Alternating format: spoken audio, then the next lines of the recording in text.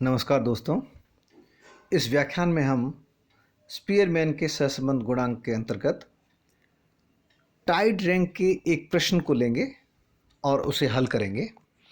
इससे पूर्व के व्याख्यानों में हमने स्पीयरमैन के सहसंबंध गुणांक ज्ञात करने के तरीकों के बारे में भलीभांति समझा और इसके दोनों सूत्रों के बारे में अध्ययन किया और साथ में ये भी देखा कि जब संख्याएं रिपीट नहीं होती है तो कोटियाँ कैसे दी जाती है, क्रम कैसे दिया जाता है, और जब संख्याएं रिपीट होती है, संख्याओं का दोहरा होता है तो क्रम या कोटियाँ किस प्रकार से दी जाती है। उसके बाद हमने एक उदाहरण लिया जो कि सामान्य प्रकार का था, जिसमें कोई भी संख्या रिपीट नहीं हो रही थी। उस प्रश्न को हमने हल किया और इस व्याख्यान में हम एक ऐसा प्रश्न ले रहे हैं जो कि दोहरा वाली संख्याओं वाला है, जिसमें टाइड रैंक भी देना है और दूसरी प्रकार का जो सूत्र है जिसमें सामान्य सूत्र के साथ में 1/12 m क्यूब माइनस m जुड़ जाता है। इस तरह का एक उदाहरण लेके हल करेंगे। आगे बढ़ते हैं हम। और यह जो प्रश्न हम ले रहे हैं, जो आपके सामने प्रश्न दिखाई दे रहा है, ये प्रश्न कैलाशनाथ नागर की पुस्तक में से लिया है और अनेक बार कई विश्वविद्यालयों की परीक्षाओं में आ चुका है। प्रश्न है, निम्नांकित समंकों से कोटि सहसंबंध गुणांक निकालिए।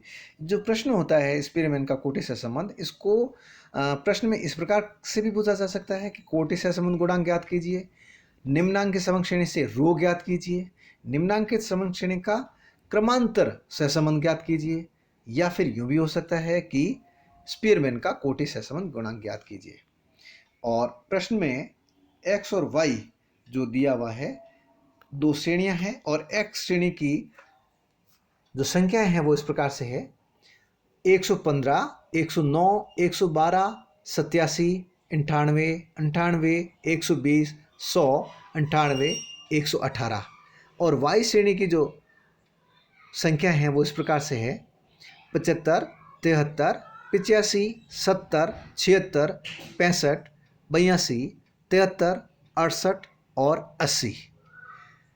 ये प्रश्न है और अब इस प्रश्न को हल करेंगे। उससे पूर्व हम देख लेते हैं कि जो प्रश्न है वो सीधा सा पूछा गया है कि निम्न समंकों से कोटि सहसंबंध ज्ञात कीजिए, अर्थात स्पीयरमैन का कोटि सहसंबंध गुणांक ज्ञात करना है। और सूचनाएं जब देखते हैं तो सूचनाओं में x श्रेणी में संख्या है रिपीट हो रही है: 115, 109, 112, 87, 98, 98, 120, 100, 98, 118, यानी कि 98 3 बार आया हुआ है। श्रेणी x में 98 3 बार आया हुआ है, दोहराव है इसका। और उसके बाद जब हम y श्रेणी में देखते हैं और कोई संख्या रिपीट नहीं हो रही है श्रेणी x में। श्रेणी y में देखते हैं तो 75, 73, 85, 70, 76, 65, 82, 73, 68 और 80, यानी कि श्रेणी y में संख्या रिपीट हो रही है। 73 दो बार आया हुआ है, 73 दो बार आया हुआ है, एक तो 109 के नीचे हैं और दूसरा 100 के नीचे हैं, अर्थात श्रेणी y में भी संख्या रिपीट हो रही है, लेकिन ये 2 बार हो रही है। तो यहाँ पे m जो होगा वो 2 होगा, small m is equal to 2 होगा। और श्रेणी x में एक संख्या रिपीट हो रही है 98, जो 3 बार हो रही है, अर्थात यहाँ पे जो स्मॉल m होगा सूत्र में वो 3 होगा। तो अब हम इसको सबसे पहले तो रैंक देते हैं, उसके बाद में रैंक डिफरेंस ज्ञात करने के बाद में इसको स्क्वायर करके उसके बाद सूत्र लिखेंगे। सूत्र आपको मैं याद करा देता हूँ। सूत्र है rho is equal to 1 minus 6 summation d square plus. अब यहाँ पे जो प्लस के बाद में जो संख्या वो जो सूत्र जुड़ेगा वो 2 बार जुड़ेगा, 1/12 m cube minus m plus 1/12 m cube minus m। 2 बार क्यों होगा? क्योंकि दो संख्याएं रिपीट हो रही है। एक बार तो x में हो रही है 98 3 बार, और दूसरा y श्रेणी में 73 2 बार हो रही है, इसलिए 1/12 m क्यूब माइनस m एक बार प्लस एक बार और जुड़ेगा, मतलब 2 बार लिखा जाएगा। तो इस तरह जो सूत्र बनेगा, rho is equal to 1 minus 6 summation d square plus 1/12 m cube minus m plus 1/12 m cube minus m, और बटा में होगा एन स्क्वायर माइनस 1। डिनोमिनेटर में कोई चेंज नहीं आएगा, न्यूमरेटर में 1/12 एम क्यूब माइनस एम 2 बार जुड़ जाएगा। अब हम सबसे पहले लेते हैं इन संख्याओं को जो x और y श्रेणी में दी हुई है, इसको हम जैसा कि इससे पूर्व वाले प्रश्न में लिखा था उसी तरह से सबसे पहले हम x श्रेणी लिख देते हैं और उसमें दी हुई संख्याएं लिख देते हैं। इसी प्रकार से संख्याएं, यहाँ कुल पदों की संख्या जो है वो 10 ही है x और y में, इसलिए n इक्वल टू 10 ही रहेगा। और फिर x श्रेणी के लिए रैंक दे देते हैं Rx। तो सबसे बड़ी जो संख्या है इसमें 120 है, इसलिए हमने इसको 1 दे दिया, 120 को हमने 1 दे दिया।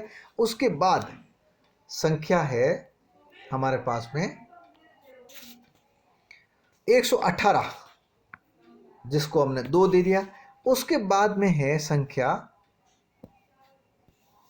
115, जिसे हमने 3 दे दिया। उसके बाद में संख्या है 112, जिसे हमने 4 दे दिया। उसके बाद संख्या है 109, जिसको हमने 5 दे दिया। उसके बाद में संख्या है 100, जिसे हमने 6 दे दिया। और उसके बाद जो संख्या है 100 के बाद जो संख्या है वो 98 है, और वो 3 बार है, यानी कि 5 यानी कि 6 तक तो हमने संख्या क्रम दे दिया है। जो लास्ट था 100 उसको 6 दिया था। उसके बाद में 98 जो है वो 7, 8 और 9, यानी कि 7 पे भी यही है, 8 पे भी यही है और 9 पे भी यही है। इसलिए इसके आगे 7, 8, 9 न लिखकर समान क्रम दिया जाएगा, अर्थात 7, 8, 9 को जोड़कर 3 का भाग दिया जाएगा। 3 का भाग इसलिए दिया जाएगा क्योंकि यह संख्या 98 जो है वो 3 बार आई हुई है। और 7, 8, 9 को क्यों जोड़ेंगे, क्योंकि ये 7 पर भी, 8 पर भी और 9 पर भी आई हुई है, इसलिए 7, 8, 9 को जोड़कर 3 का भाग देंगे तो संख्या आएगी 8। यानी 7, 8, 9, 9, 8, 7 की जोड़ में 3 का भाग दिया तो 8 आएगा, अर्थात 24 होगा इनकी जोड़।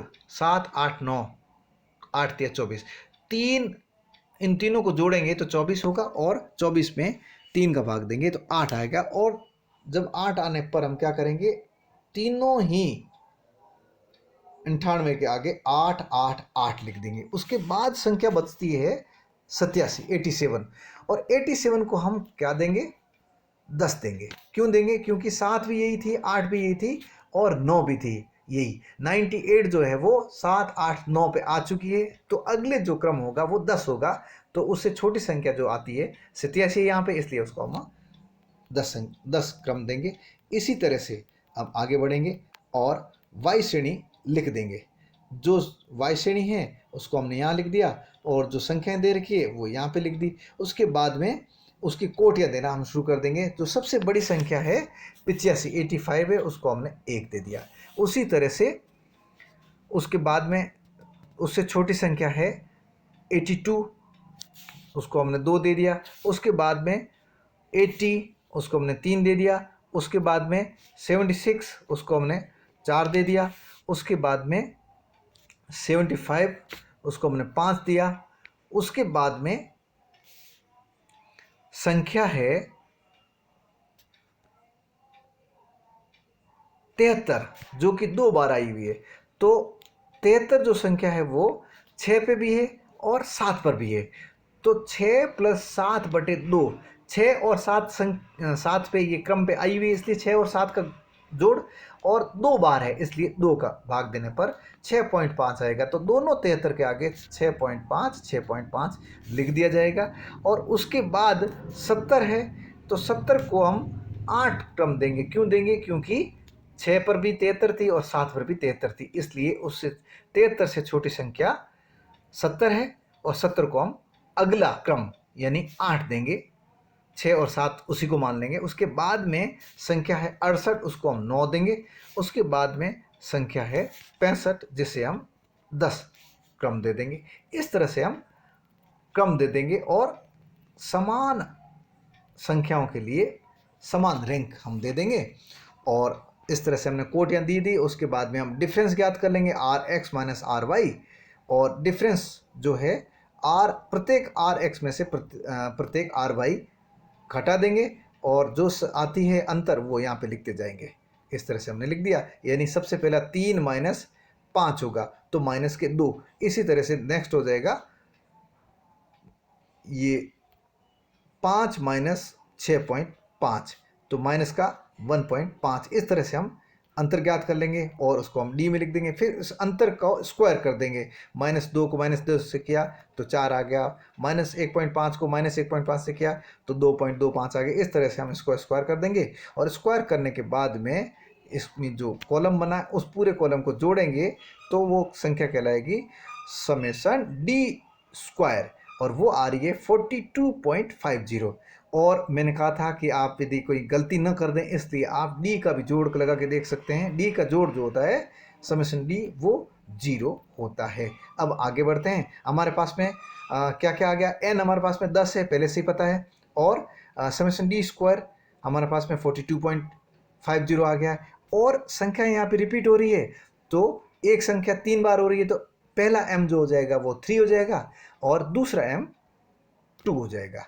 अब हम आगे बढ़ते हैं और इस प्रश्न को हल करते हैं। सूत्र मैंने पहले बता दिया था आपको, एक बार फिर से रिपीट कर देता हूँ। Rho is equal to 1 minus 6 summation d square plus 1/12 m cube minus m plus 1/12, 2 बार लिखना पड़ेगा, 1/12 m cube minus m upon n square minus 1, ये सूत्र रहेगा।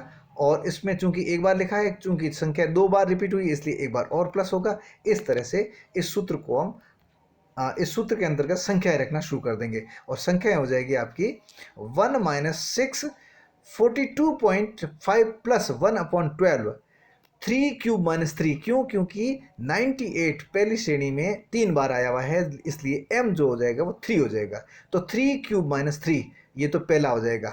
और दूसरा संख्या है 73 जो 2 बार आई है इसलिए दूसरे के लिए प्लस 1/12 2 क्यूब माइनस 2। 2 क्यों है यहाँ पे? m जो स्मॉल m जो है वो यहाँ पे 2 इसलिए है क्योंकि 73 2 टाइम्स आया और पहले वाले में 1/12 के साथ में ये 3 क्यों है? क्योंकि 98 3 टाइम्स आया इसलिए।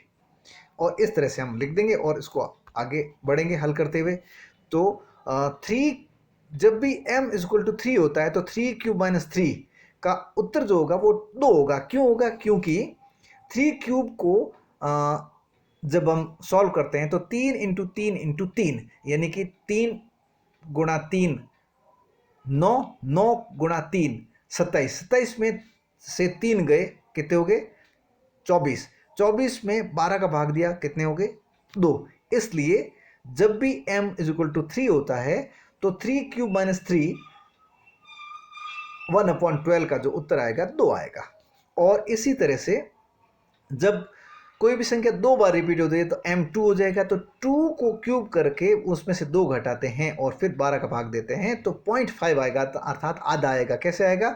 2 इंटू 2 इंटू 2 यानी कि 2 को 2 से गुणा किया 4, 4 को 2 से गुणा किया 8, 8 में से 2 घटाए तो हो गया 6, 6 में 12 का भाग दिया तो 6/12 यानी कि 1/2 जिसको हम 0.5 लिख सकते हैं। इस तरह से ये हमारे पास में 0.5 हुआ। अब हम क्या करेंगे? नेक्स्ट स्टेप क्या होगा? बटा 990। नेक्स्ट स्टेप क्या होगी? 42.5 में 0.5 और 2 जोड़ देंगे तो कितना हो जाएगा? 42.5 में आधा जोड़ा 43 और 43 में 2 जोड़े तो हो गए 45। तो ऊपर हो जाएगा 1 माइनस जो इसका अगला सॉल्यूशन होगा वो होगा 1 माइनस 6, ये 6 है ही, और इसको पूरे को सॉल्व किया तो ये 45 हुए। तो 6 इंटू 45/990 ये आपका सॉल्यूशन होगा। नेक्स्ट हो जाएगा, अब इसमें 2 तरीका है, मैंने पहले बताया 6 को 45 से गुणा करके जो भी आते हैं उसमें 990 का भाग दे दीजिए और फिर 1 में से घटा दीजिए या फिर इसको एलसीएम ले लीजिए। तो यहाँ पे क्या किया है, 1 माइनस, अगली स्टेप 1 माइनस 270 बटे 1 माइनस 270 बटे 990, या 1 माइनस 270 डिवाइडेड बाई 990। तो 270 में 990 का भाग देकर भी ज्ञात कर सकते हैं, फिर उसमें से 1 घटा दीजिए या फिर एलसीएम ले लीजिए। 990 माइनस 270 बटे 990, तो 990 में से 270 गए, 720 रहे, 720 में से में 990 का भाग दिया तो उत्तर आएगा, चूंकि प्लस के हैं इसलिए प्लस 0.753 उत्तर आएगा। ये बता रहा है कि दोनों श्रेणियों में अर्थात एक्स और वाई श्रेणी में ऊंचा है लेकिन मॉडरेट है, मॉडरेटली हाई, क्योंकि 75.75 के आसपास है इसलिए ऊंचा है।